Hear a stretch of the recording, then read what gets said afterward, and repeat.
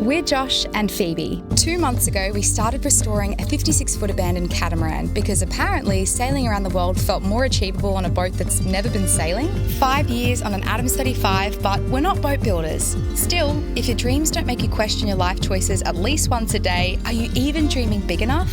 Dumpster diving, asking questions, making friends and learning on the job. The clock's ticking now.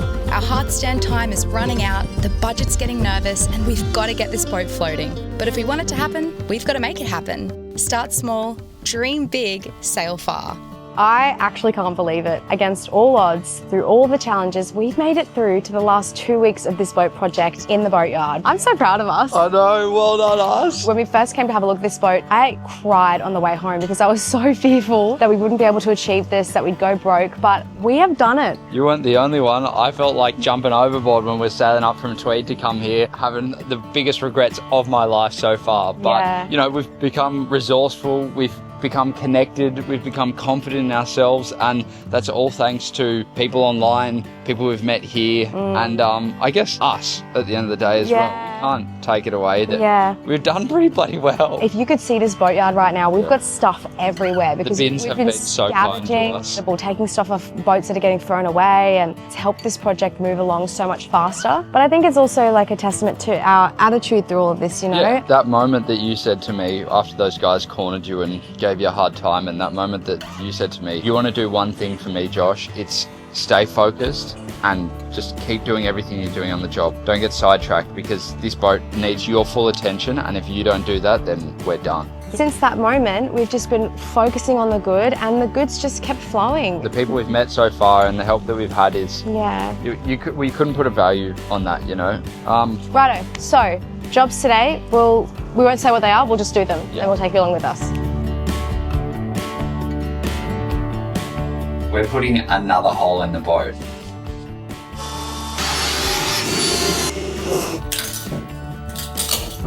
This is a pretty thick glass layer. It's close to 10 mil, which is really good for an internal skid considering it's foam sandwich. I've skinned the hull a little bit of a wider diameter than what our actual tube is going to be going through at, and that's so I can have a step down at 45 degrees in the foam. This is a job that I not have been avoiding but not looking forward to, but yeah, I'm going to give it a crack.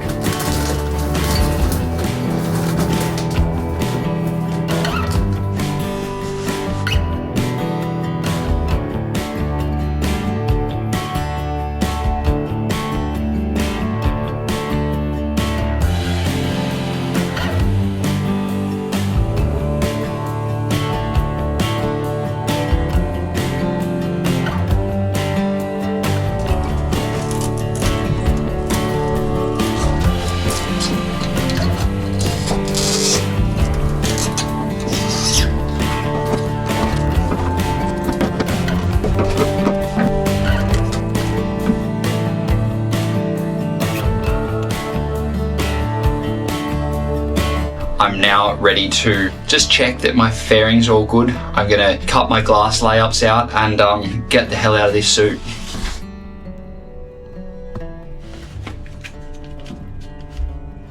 Because I'm not experienced with this, I'm going off the best way that I think it would work. I've actually cut out the circular diameter that we need on little bits of, what do you call this stuff? A board. Plastic cardboard. Scrounged out of the bins, of course. This is going to be our outermost layer. That's 228 mil. Stepping down 12 mil to the 216. That's so our join doesn't actually overlap. So our joins aren't on the same edge. We've got a little bit of an overlap. And then again on our third layer, we're going 3 layers of double bias, 460 GSM. It's a cross weave. That's this here. Our friend Al has actually hooked us up with this roll. So thank you very much, Al. And a fella named Paul was at the chandlery, saw me, said g'day, recognised us from the channel, and he's bought us a metre of peel ply. So stoked. Thanks, Paul. And we'll cut it out with our brand new, cherished and cared for scissors. Yeah. So stoked. These prune the mulberry tree really well as well, so that's good. And later Phoebe's hair.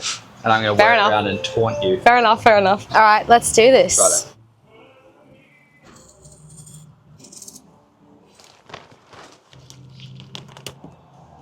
If you're watching us work and thinking, why is he doing it like that? It's purely lack of experience. It's the first hole that I've ever glassed in a hull. Thus why we're doing these weird templates and cutting it out rather than just rolling the glass out, marking it out. If you have a bit of advice, you may not be able to support us financially or whatever. That doesn't mean anything. Even just watching the videos is supporting us. But if you've got advice and you know good tips and tricks, drop them in the comments, because I've learned so much from our YouTube comments in our sailing journey. And I think I'm going to learn a whole lot in our boat building journey. Well, I already have so far. It's amazing how flexible this stuff is. So look at my perfect circles that I've done, and then you move this cloth a little bit and it's all out. So you have to be so delicate with this surfboard cloth, and especially double bias as well.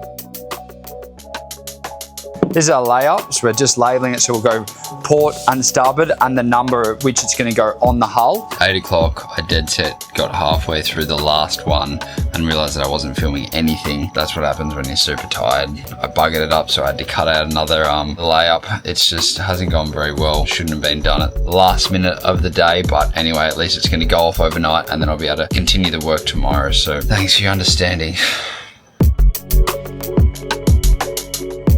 I'm about to go and have a look at my glassing work from last night. I'm sorry that I couldn't film it for you. It was just too much by the end of the day. On the first layup, I actually mixed up the wrong ratios. I confused myself and I put too much hardener in my epoxy and I had to start again. I pulled it off because I wasn't sure. It was really starting to heat up and I just thought, this isn't going to be right. I had to cut out more glass. It was just such a bug around. It took so much longer than it should have. But I'm about to go and have a little look at how it's turned out today. I wasn't happy with one of them. There was some air bubbles that I couldn't get out and I kept playing around with it and it wasn't getting any better. So I just left it as best I could. I thought worst case scenario, we're going to be cutting out the center of it anyway to glass the elbow in. So if I can get the air bubbles to the center of it, then at least that bit isn't as crucial as the rest. Right, this is the good one.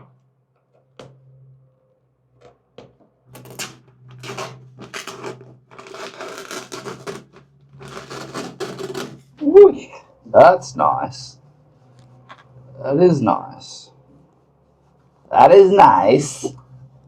I'm happy that I showed you the first one first because you can be proud of me before we go down to the starboard edge and bay. This is the air bubble I was talking about. Just couldn't get rid of it. I even pulled the peel ply off for a second time and I was like, look, this is just not getting better. I was a little bit concerned about these bits. All the excessive resin I put in that spot, so I don't think it's that it wasn't wetted out enough because I just kept putting resin on there. I think maybe the corner was too sharp or there was a bit of a cove in there. I also mixed up some epoxy and talcum powder to kind of build it up a little bit right before I put it on. Yeah, I don't know. I now realise that if I'd cut my peel ply at a far greater diameter to what my actual work area is, then it would be so much easier to peel off. Hoping that those air bubbles are only just in the surfboard cloth, which is the very top layer. I'll tell you what, I'm having a shocker this morning. I just filmed a whole little segment and I didn't film a whole little segment. I'm marking up the hull. We're using a little bit of tape to prevent chipping. This would have to be one of the most high risk small jobs that I'm doing on the boat. If I don't do this correctly, I'm going to chip the hull. Worst case, I could run the hole saw all the way down this perfectly finished surface. I'm using a 92mm hole saw. What I'm going to do is actually start it in reverse. That's going to help me not rip out sections of the hull with these really sharp teeth. It's more just going to score the surface, take me through this outer gel coat or whatever this material is, and then get to the fiberglass. And once we're in the fiberglass, I'm going to be able to rip it through. One concern of mine, the surface is not completely flat. There's a slight radius in this. So I got to kind of try and have the hole saw at 90 when I take it through, because otherwise we're going to have a hole and an outlet that's going like this, which is definitely not what we want to do.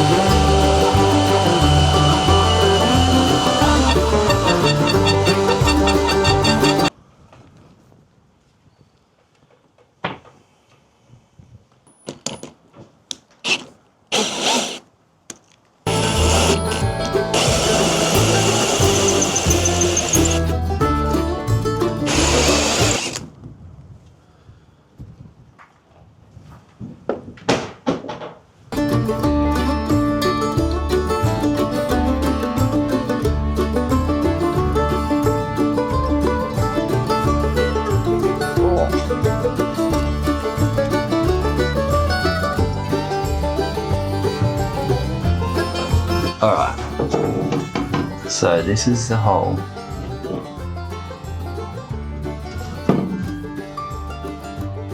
Yeah, baby, that is hot. Yes, yes, that's sick. I'm so stoked on that. Right, we're onto the starboard hull now. We're going to be cutting out in the same method.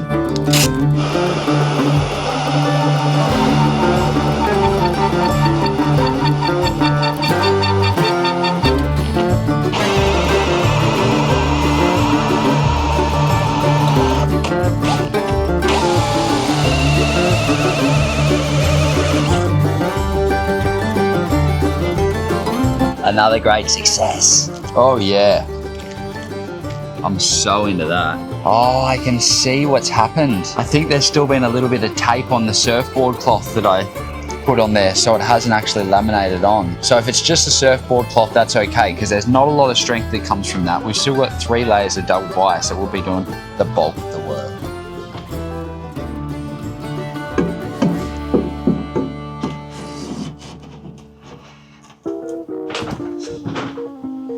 Hey. Okay, look, with float day nigh and nipping at our heels, I've made the executive decision to give you a brief rundown of this afternoon's events. We want to try and fit as much of this wet exhaust system into this episode, and that's simply not going to happen if we take you along for this enchanting saga of through-hole fittings. We had mostly stainless steel already fit onto the boat, and 1 poly. Josh, naturally, had qualms with the 1 plastic through-hole fitting being so out of place. I argued that considering it was inboard and we've got 11 days left, it probably doesn't matter right now. Anyway, Josh bought a steel one and I was happy to take that loss. Look at that smile. An exciting update on our hull thickness. 3mm glass, Kevlar, 3mm glass, Kevlar, 12mm foam, 6mm glass. Next, we fit the through-hole fitting for the transducer. And this part, I'm happy to spare you. For the sake of candour, we had a pretty decent argument, which thankfully didn't affect us too much. Unless, of course, your partner is filming it without you knowing. So you can imagine when I was editing this and found this video and watched it, it felt like I was right back there, reliving it. Josh came in just before to give me a kiss, and naturally, I'm pissed off again. Cue the awkward silence. We fit the through-hole fitting, went home and had dinner, and counted on a good night's sleep to set us right. First job of the day, we're in the starboard engine bay. But as you can see, the floor of this engine bay, it's curved, which not only makes it very difficult to work in, but it also presents a bit of a challenge for where we're going to mount this wet exhaust. So Josh is ideally wanting it to go here. We're going to take some measurements so that we can build a mount for it, and then we'll do the same on the port side. Our existing template was 50mm too small, so adding a little bit more dimension on there, and then we'll trim out the unnecessary bits, take it down, and get Dane to give us a off-cut of fiberglass so we can actually glass in there.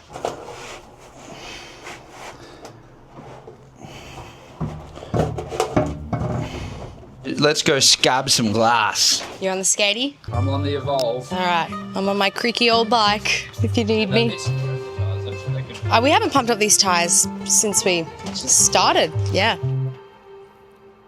It's been so funny. The people in the boatyard have come to know who we are just from seeing us getting around on our bikes and our skateboards going everywhere. It's like we're there, we're here, we're everywhere. This is the secret way.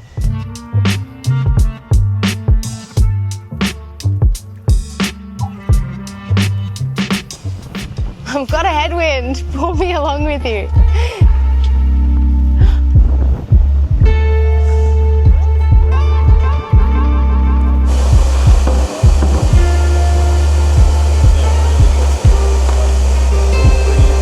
We're just trying to find some offcuts of foam for us to use. Whatever they would throw away, we would otherwise very happily take.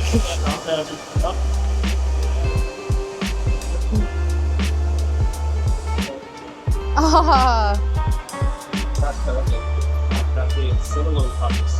Oh yeah. Right. Yeah, that's so much lighter than what that was with the glass. Yeah. So we've landed on using Coosa board. The Coosa board haunts us yet again, or we haunt the Coosa board. Flashback. Yeah, we've got flashback. Oh. The millimetre accuracy of the CNC machine means that our cuts of Coosa board, just not it. No. That was not it, and that's okay.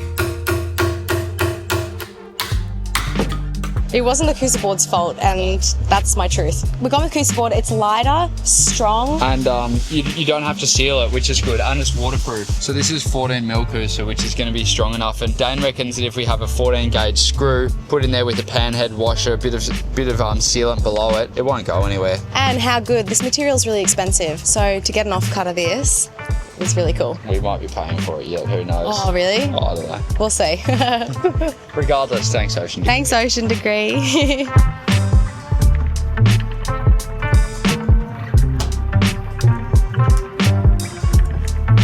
Well, do I have a confession for you? My glass layup is not perfect, and I've figured out why.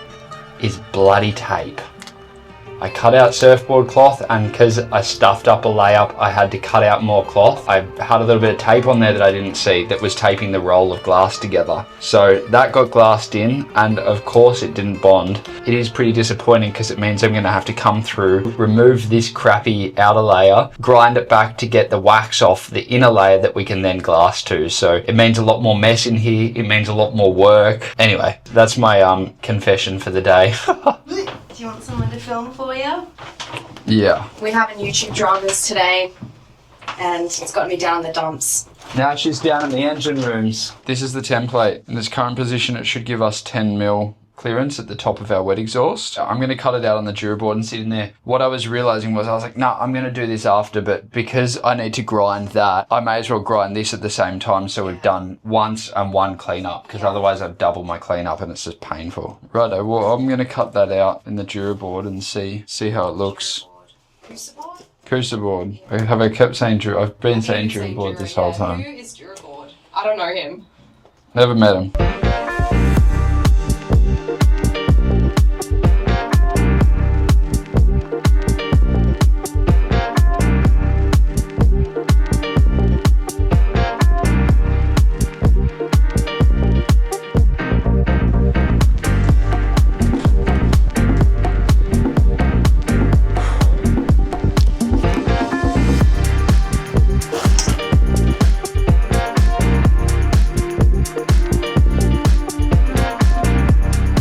Just the one. We'll do a template for the other engine room. You gonna let me cut this one out? Yeah, I think my time with the jigsaw at this point in my life Your best is yet to come, is my over. darling. Yeah. And I'm at peace with that. Yeah. All right, show us what you got. Better be good.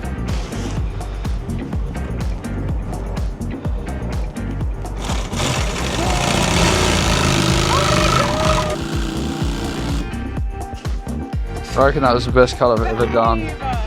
I don't have a lot of experience with jigsaws, but that one felt good. It's probably the goggles. Yeah. Maybe I have to wear the goggles always now.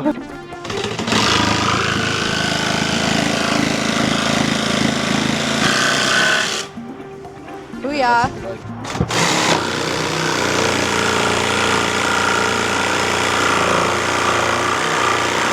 Holy smokes, that's got to come up a lot to be It's got to come up heaps. It's almost like that back corner. The shape's pretty good. Well, that's a lot out though. It's almost like what we have to do with the tangs. Remember how we had to take a corner off? Because really it looks like where your hand is, that's where it looks like it has to come down a bit. The level is so far out. I don't know how level it actually has to be, but it's just because the engine room floor is so sloping. Like really what I should do is probably take this corner off at a 45, because then it would at least flush with the hull, and then see again what it looks like. Clamp a piece of timber on there. Then you can...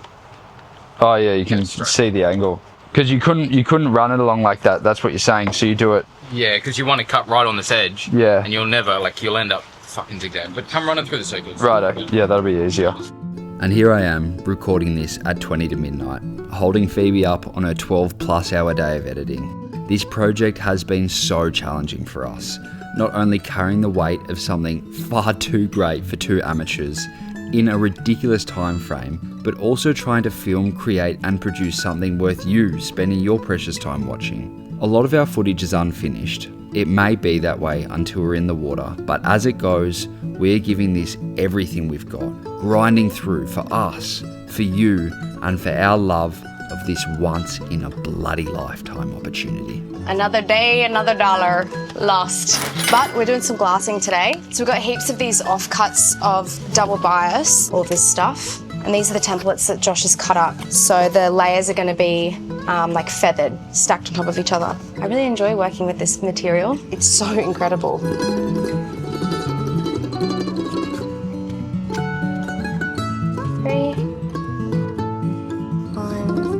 1. So we need 10 of each. 1, 2, 3. 2 of those. We've got 1 of those. I'm trying to use every bit because I'm sure we'll need a lot of it in the future. The funny thing about cutting with these scissors is that usually when you're doing something really precise, you use like the first third of the scissors so that you can just keep it really slow and keep it really tight. Because fiberglass blunts things really quickly, I have to use the full length of the blade. And it's really hard because by the time you get to the end of the blade, all of the fiberglass is like twisted and warped, so it makes it really hard. I don't know, maybe you guys have a good suggestion for me because I'm sure I'm going to be cutting fiberglass for a very long time. Look how much this one's twisted. Oh, I've realised it's actually so much easier to cut the fiberglass when you're cutting from a larger sheet, when you're cutting pieces out of a larger sheet. Because when you've got the larger sheet, you've got all the fiberglass around it to weigh it down so it doesn't twist when you're cutting it.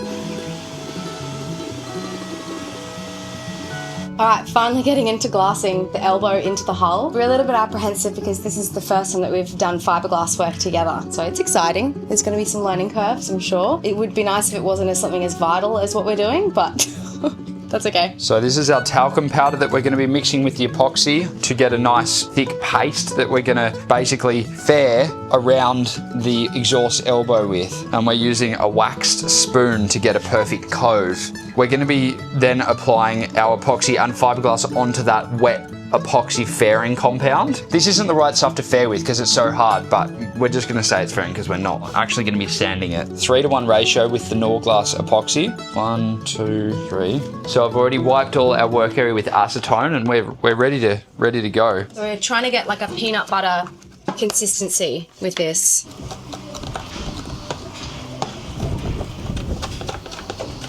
We're working inside because it's supposed to be less windy, but we're working right in front of the companionway door and it's not less windy. It's like a snow blizzard right now. Put some scrambled eggs, babe.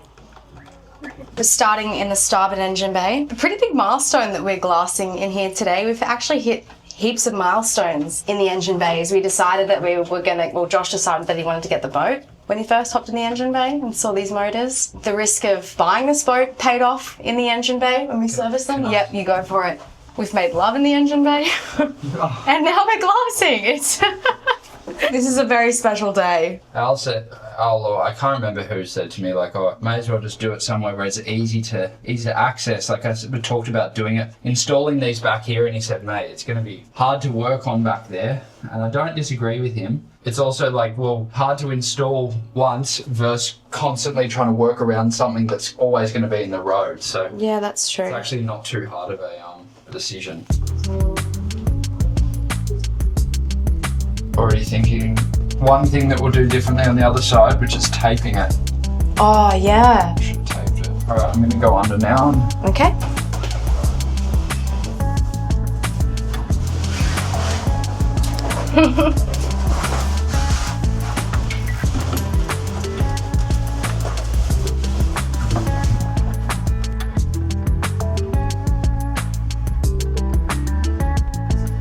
It's not really working very well.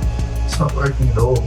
Maybe because it's so warm, do you think it's making it stickier? I don't know. Do you want me to do this side? I wanted to put a bit more product on there. I think we're a little bit... Yeah. It kind of just looks like you're just moving heaps of product around rather than smearing it. Yeah. So maybe you do need some more in there. I think that was the perfect amount of bog that we mixed up. That's great.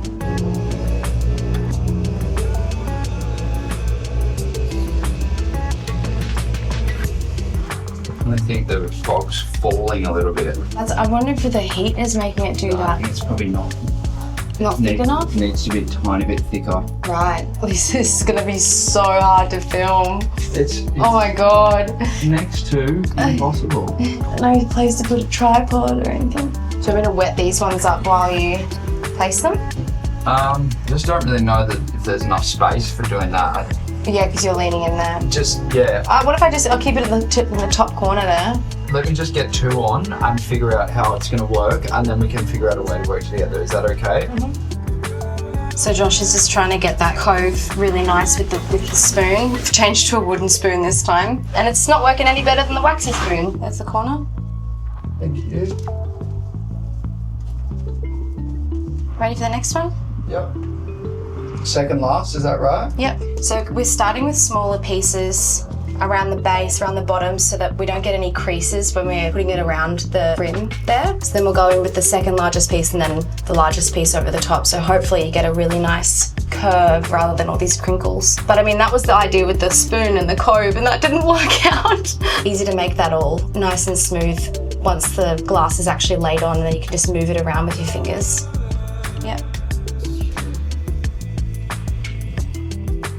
Are you going to try and get the air bubbles out too, babe? Yeah, so what we're going to do now, put a bit of epoxy resin on the actual workpiece. Yeah. It's getting very hot.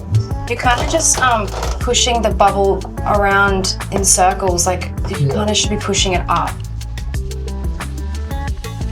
I think it looks pretty good. I'm just wondering whether we're going to cook it putting 2 mil layers of glass on. I've got the bulk epoxy on there. We put 1 layer of glass. It's pretty warm in here. Do you mean cook it as in make a mistake, or cook it as in legitimately cook it? Yeah. Because of the heat. Yeah. So what you think that should go off first and then put the second layer on?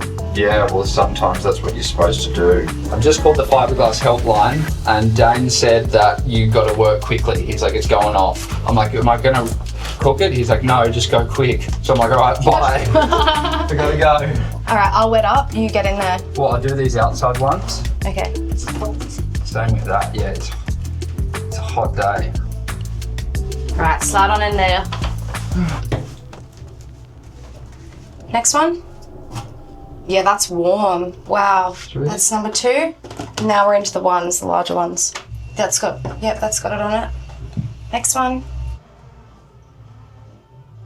Mixing up our second batch of bog now. And before we started this, Josh was like, should we just do a big batch and just go port starboard, port starboard? Yeah. Yeah, and then I was like, oh, I think it might be a bit stressful doing a big batch and being rushed, but that worked out well because stop! I'm working! I don't get paid enough for this shit.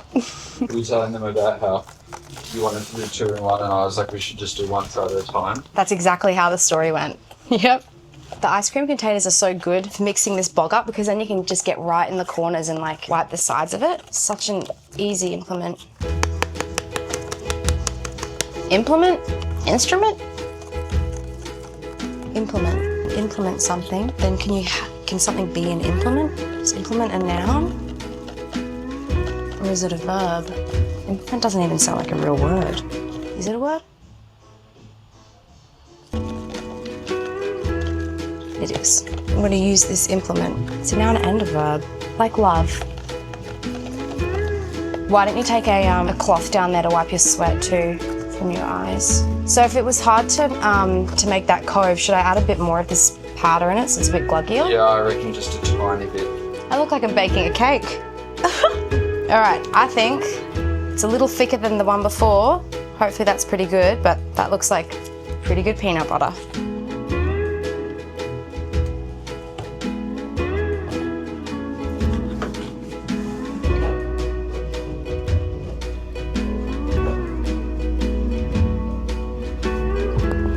Good thing the gap's actually bigger where you are, which is much easier to access.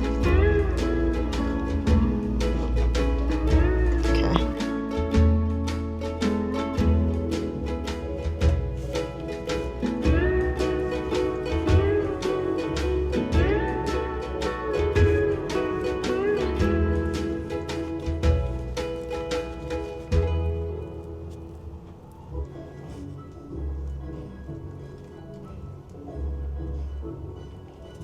Oh, that's sweaty business down there. Woo! Shows me how well I didn't clean the fiberglass up. Is my back white?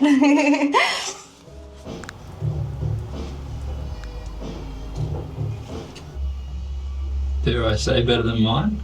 I have to, unfortunately, agree with you. A woman's touch. I think I got that coving pretty good. Good. Beautiful, that's great, babe. What year is it?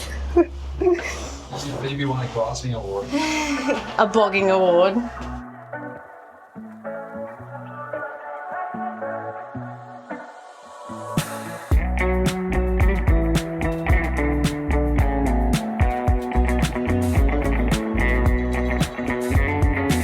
Are they air bubbles in there? Oh, don't press too Is hard. it bog? Don't press too hard, it's bog. It looks like air bubbles, but I thought the same. Okay. It's all bog. Right, that's a bit... That's Hot bog too. Yep.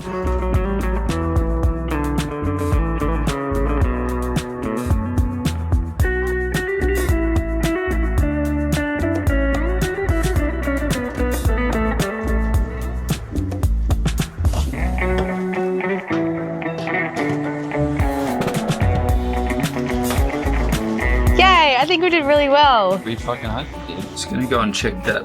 That has stayed in the right spot the whole time, so we're not gonna come back and it's all higgledy-piggledy. And make sure that none of that talc and epoxy has come out the hole, because we should clean that up if it has. So this is the little bit that I need to check, just that no boggers come out here, or that it's gonna be attached to the tape. It'll make for a very hard cleanup. The trick is not to move this now. Yep, that's great. There's no overflow, so I'm just gonna leave that for now. I'm happy with the angle.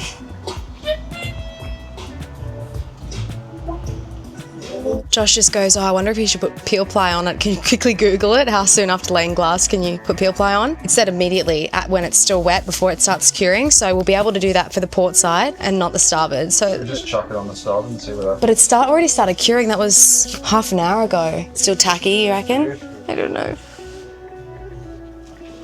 Now he's having issues with the creasing because it was one big piece.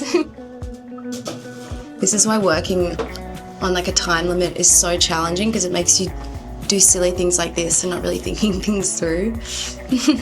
Not very happy with that. No, love to have done that better, but anyway.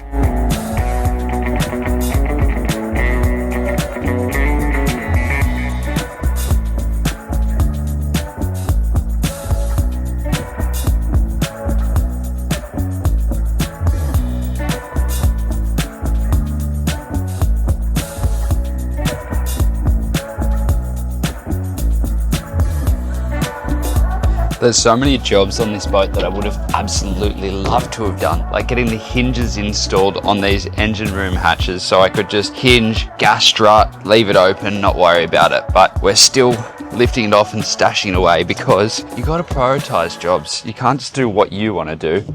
Otherwise we're not going to be ready to go back in the water. So far on this project, I've learned some really, really great things from advice from other people who've done a lot of boat refits. And one of those was keep the materials coming. You need to be thinking and working in this week, but also planning and organising for next week. I need everything pretty much by the end of this week that we're going to need for next week. We need a couple more things for our wet exhaust systems, one of which is our exhaust hose, but the second is a bit of rigid vinyl ester tube going from the mixer outlet through our silicone 45-degree bend to...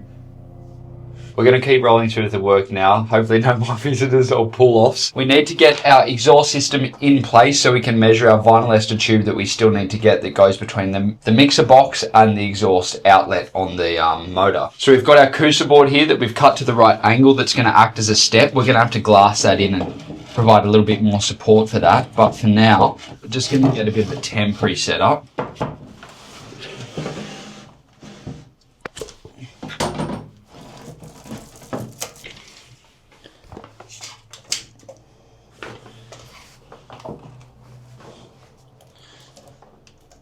Now that 90mm vinyl ester tube's been ordered, it's time to start organising mounting this plinth. Distraction number 2, you can see how easy it is to get pulled off this job, but I did pick up some G-clamps from when I went back and picked up Phoebe. She's gone to go and do our reprovisioning, which is another essential part of this project that we don't really talk about, you don't really see, but thank you, baby. Without what you do, we wouldn't be able to still be alive, because we get fed to the highest standard. I'm going to G-clamp around this upright section so I can get a perfect level for my box, for my plinth. And then from there we should be able to start measuring up our sections of glass and seeing how we're going to glass it on.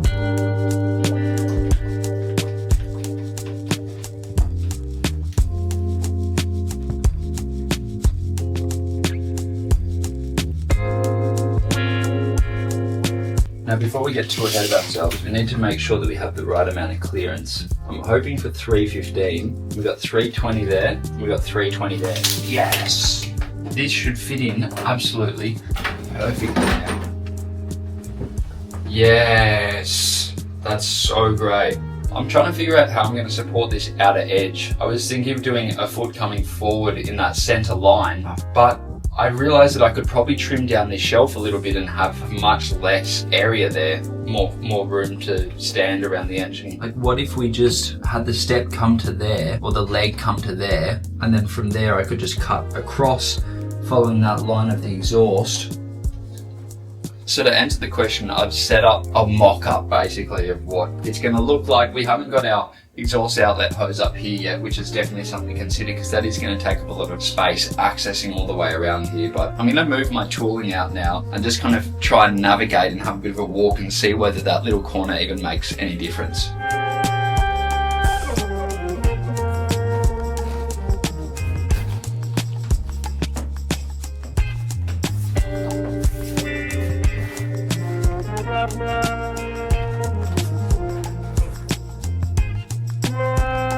Alright, I'm sussing out what it's going to be like to move around in here, and it's not going to be great, but I don't think that little corner is going to make a huge difference. I think I'm overcomplicating it for myself, which I am known to do. I'm just going to go ahead and get my legs sorted, get that little thing ready and get ready to glass, then move on to the other side. Let's keep this project moving, Josh, come on. 220.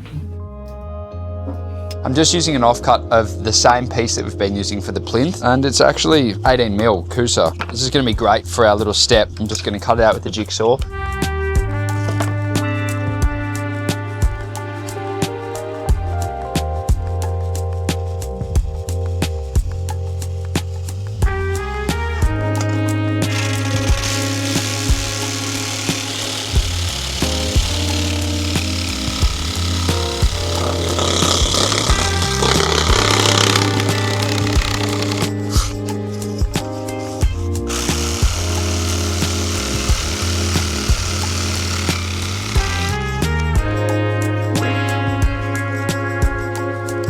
Just had some more visitors, but I think I did my best gentle letdown ever. I said, I'm so sorry guys, I'd love to have a chat with you, but I have to keep working, because if I'm not working on the boat, nothing's happening. They were really understanding. I'm so glad. But I felt bad, you know, because I want to have a yarn with people, I want to connect with people, I love sharing this, but not right now. I can't afford it. I fit this little bit of Coosa here.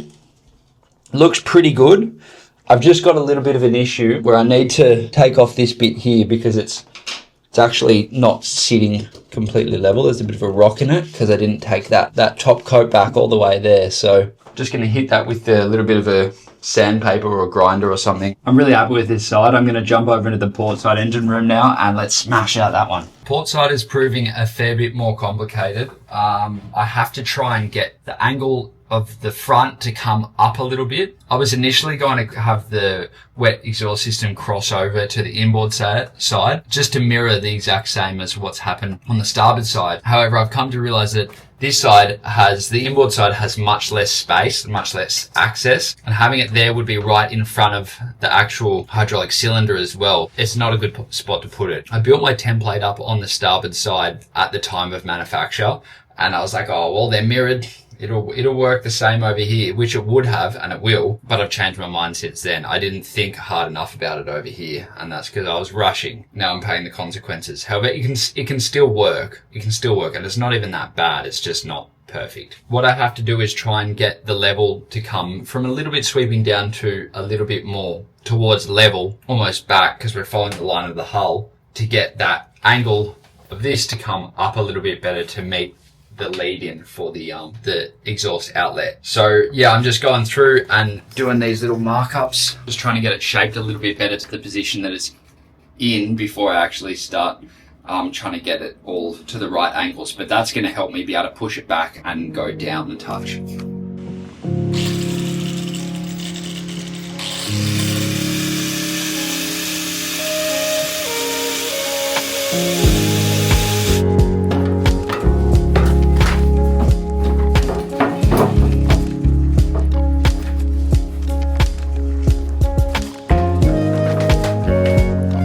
try and get rid of this edge, which should help me get this side down the 10 mil that it needs to go down.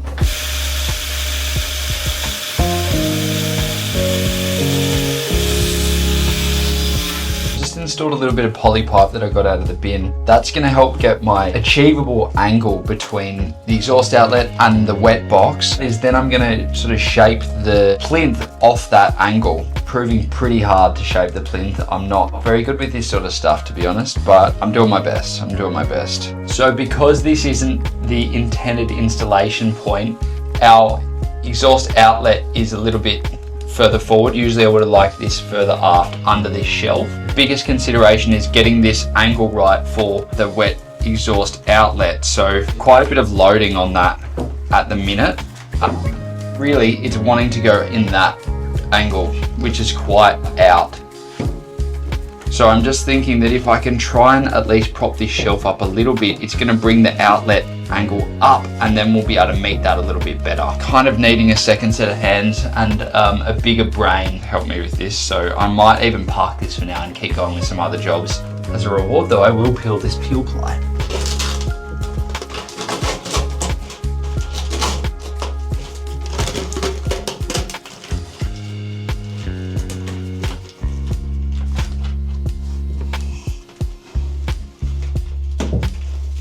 Looking good. With just over a week until Splash, we're getting it done and filming every day. We'll be back on the job at sunrise tomorrow, but we'll see you next week.